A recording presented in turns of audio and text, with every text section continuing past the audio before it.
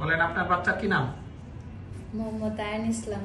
আয়ান ইসলাম। কি সমস্যা হয়েছিল আমার কাছে যখন নিয়ে আসেন প্রথমে? ওর ব্রেনতে ব্লাড জমছিল, পানি জমেছিল, পড়ে গেছিল। পড়ে গিয়ে তারপরে পড়ে গিয়ে মাথা মানে লড়াইতে পারতো না, তারপরে শুয়ে থাকতে পারতো না, জ্বর আসতো, কিছুই খাইতো না। বমি ছিল? হ্যাঁ, বমি আসলো। পরে ভর্তি হওয়ার পরে জ্ঞানের মাত্রা কেমন ছিল যখন নিয়ে আসেন তখন? তখন কোমাতে ছিল, মানে সেন্সলেস ছিল। তখন ইয়া ছিল না। কোথা থেকে আসছিলেন আপনারা? বগুড়া থেকে আসছিলেন। কতদিন আগে আসছিলেন আমার কাছে? তখন বাবুর বয়স 7 মাস ছিল।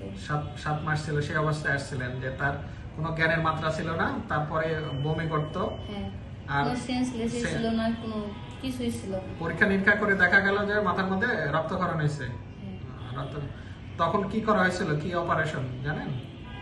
ব্রেনের অপারেশন করা হয়েছিল। ব্রেনের তখন রক্ত বের করে দেওয়া হয়েছিল, দেখছিলেন এই রক্তগুলো? হ্যাঁ, দেখছি। আর আরেকটা করা হয়েছিল হলো মাথায় একটা নল বসানো হয়েছিল, পানি জমে গেছিল জন্য শান্ট করা হয়েছিল। কি নাম তোমার? বলো, সুন্দর করে বলো। কি নাম? এখন আপনার বাচ্চার বয়স কত? 2.5 বছর। 2.5 বছর। বলো নাম বলো। বলো আঙ্কেল, বলো তোমার নাম কি? কি নাম? বলো। আয়ান। তো এই রক্তক্ষরণের কারণটা কি জানেন? কি কারণে রক্তক্ষরণ হয়েছিল? পরীক্ষা নিরীক্ষা করে পরে কি ধরা পড়লো?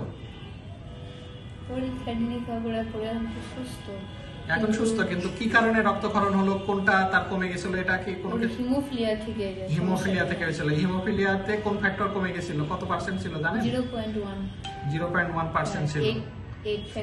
ফ্যাক্টর 8 0.1% ছিল। এই কারণে তার ইয়ে গেছিল। সেই অবস্থায় আমরা তার অপারেশন করছিলাম, আল্লাহর রহমতে ভালো আছে। আর এটাই যে এখনকার তার সিটি স্ক্যানে মাথার মধ্যে কোনো রক্তক্ষরণ নাই। কত বছর পরে করলেন সিটি স্ক্যানটা?